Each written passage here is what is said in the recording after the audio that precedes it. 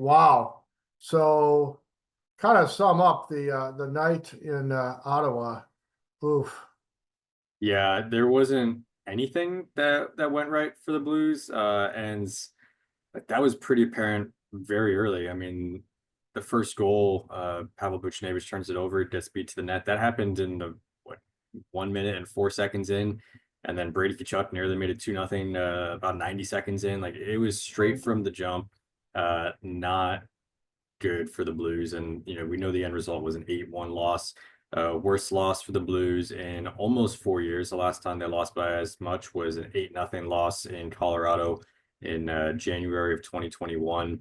Also, just the fifth time in the last 30 years, the Blues have lost by at least 7 goals. So, uh, a night that, basically happens once or twice a decade. That happened last night in Ottawa. Hey, let's look at the bright side, man. That second power play unit, that might have been the best man advantage this team had all year. I mean, now, of course, the game was hopelessly out of hand. It had been for hours, but if you're going to pump any sunshine, there was that.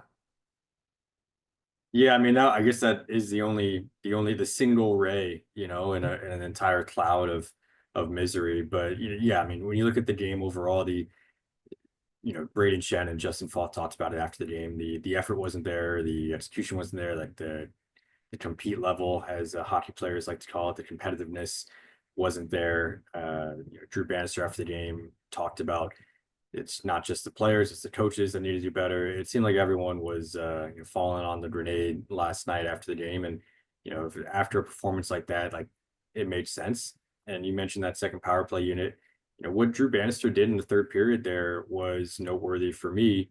When they have those power plays in the third, he sends out the second unit to start. They score a goal and they get another power play. They send out the second unit again. And then who follows them? It's a ragtag group of, I believe, if my memory is correct, Torpchenko, Faxas, Sundquist, Pareko, and Suter. I think that was the power play unit that got on the ice in the third period instead of the top unit. And that top unit hasn't scored a goal since Vegas. So almost, I'm losing track of time right now, but I think almost 3 weeks. 3 weeks since that game, Pavel Buchnevich scored on a shot off the wing.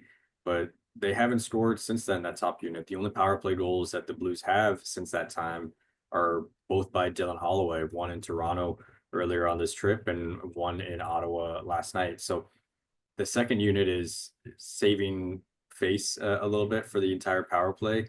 And I wonder, when we see practice later on today in Philadelphia, I wonder if there's going to be changes there or what they try to do to get that first power play unit going.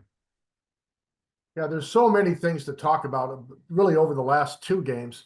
This road trip started well with a very, very good effort in Toronto in front of Chief Craig Berube. But boy, things go bad in Montreal and they got worse in Ottawa. So, we talked last on the net front. We said, you suggested a 2-2 road trip might be a good outcome given all the injuries this team had. They could still do that. But now you run into John Tortorella's group coming off a good game. He's been flogging his guys pretty hard, trying to get them on track after a tough start.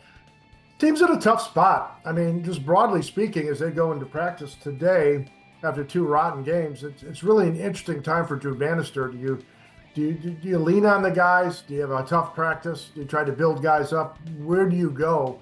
It will be interesting to see what the response is.